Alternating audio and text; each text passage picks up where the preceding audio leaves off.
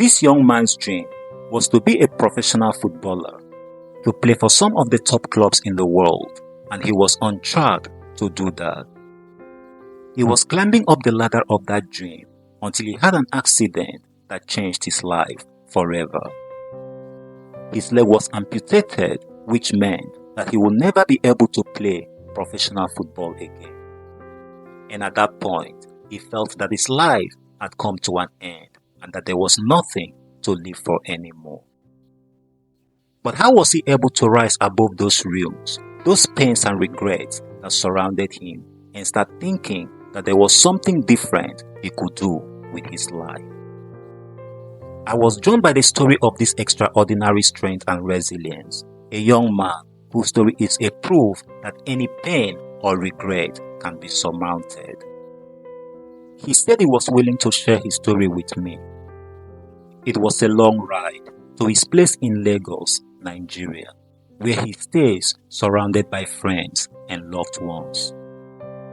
Bernard says that he was playing outside the country for some years and that his story is a tough and difficult one, not having to play a game he loved so much because of an accident that brought an end to his career. He said that it is not something he would wish anyone, but here he is trying to move on with his life. My name is Michael Bernard. Let me say former professional football player. So played outside the country for a period of time, and it's indeed a tough story and a long one. That so a difficult one. Let me say it because you can't even predict in 10 years' time you not playing well, you're supposed to be playing, and as a result something such a career in the process. So it's really a tough story, and it's not something anybody would proud to say about. But then, here I am. So I asked him which club he was playing for before the fatal accident. SHB Champasak In which- FC in Laos. country? Laos, yeah. And before then, I traveled to other countries, Norway, Turkey, Singapore, some other countries like that. So aside from the African countries, so play in Guinness Athletic in Benin Republic. Spent I think a couple of years, I think 2 years, yeah, 2 years. I think that period I was able to that in there. So when I left there, I went to I think Turkey for trial, but that didn't work out before moving to Vietnam from there to Laos.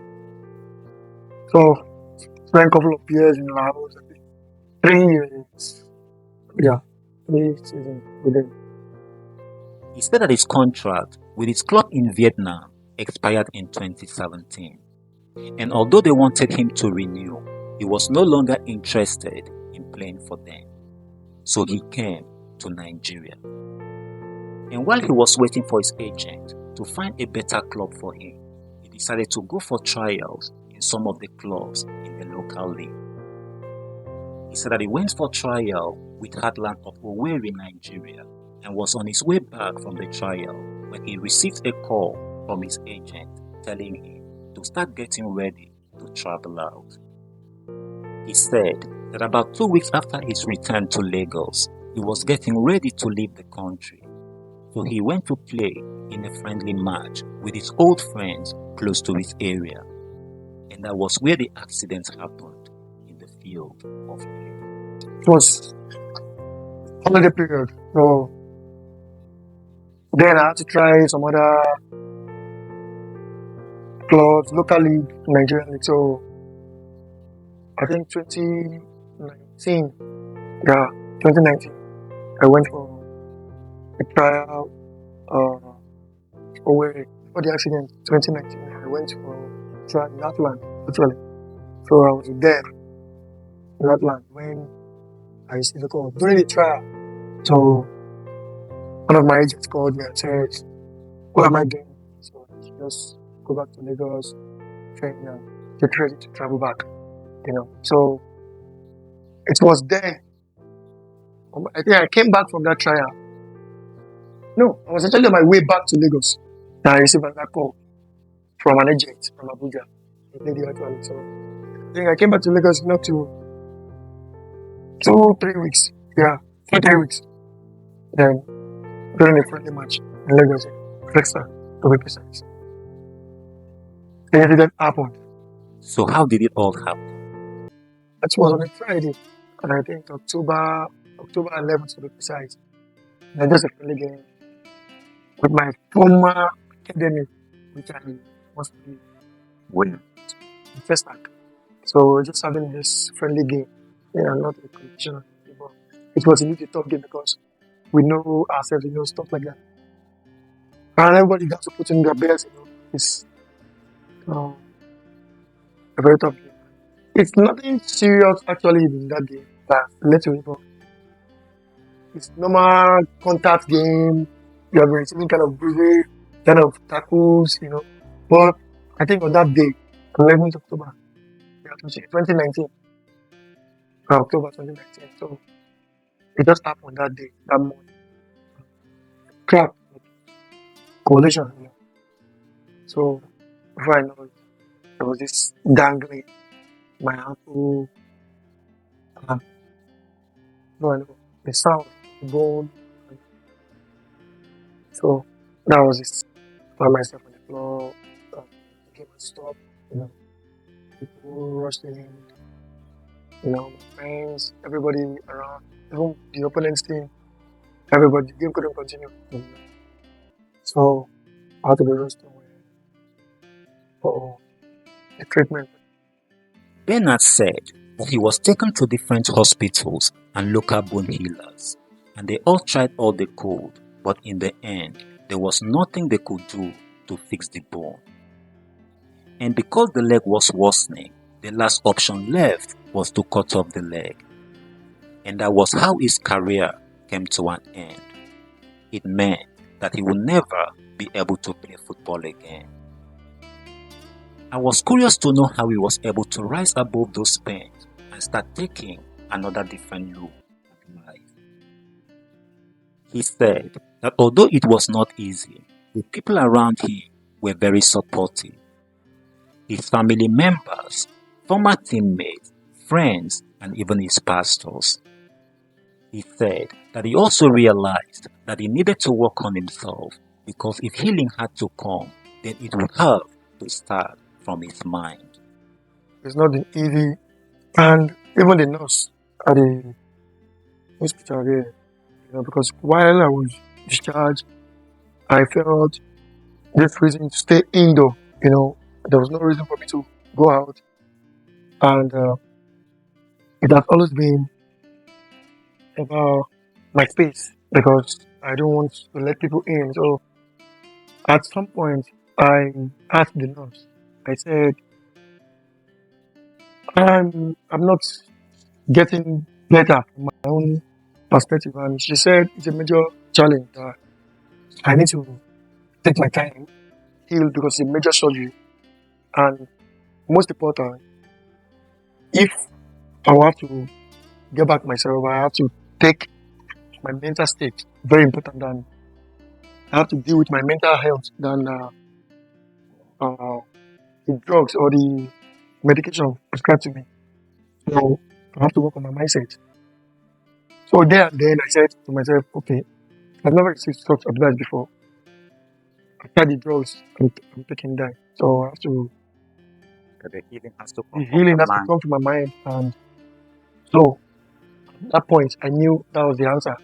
He said that the journey to healing was not easy, and that even after being discharged from the hospital, he still found it difficult to mingle with people again because he did not want any form of pity from anybody. The reason for not coming out is this pity look, sorry, sorry, sorry. I don't feel good about it, There's never been my thing. The need for coming out started coming gradually, and the healing from my from my mind. So that was it. Even if I don't come out, it will still affect people around me as well because it's not about me actually. Because I think I mentor a lot of young footballers too in my neighborhood and coming to the field to see them play. It's a boost for them. So these things are the reason to go out. He says he misses football, and that there is a space in his life that only football can fill. I miss football 100%. 100%. You know, and because I miss football, and the reason I'm still training, even though I'm not getting to the pitch. So the reason I still go to the gym to try work out my mind, my mind to tell me I'm training, you know, to work out just to let those things, when you're angry, put that emotion there. When you're happy, put the emotion there. So I miss football a lot. So tomorrow, I won't lie to you. Sometimes, in as much as you have things trying to occupy your mind, people around you, sometimes in your privacy, in your own time, the thought must still come because I still have friends that play. So when we're together, we talk. The need might not be there, but the regret, I won't call it a regret actually, but I'm still in my prime. Like I can still play. So there's still that space which the football, you know, I don't mean okay, I'm in my 50s, 60s, there won't be any regret for football like that you passed the stage. As you can see, I'm still young and still vibrant to play. But then the regrets come, but not as, you know, I've tried a lot to overcome that thing, but then there's still that space that football alone can occupy. Nothing else can fill that vacuum for football. So I was curious to know what he is up to in life now, and he said that he is learning web designing and that he sees a future in tech now. Although he added that he still wants to be involved in football someday, even though not as a player. I'm into web designing for now. I'm still a student actually.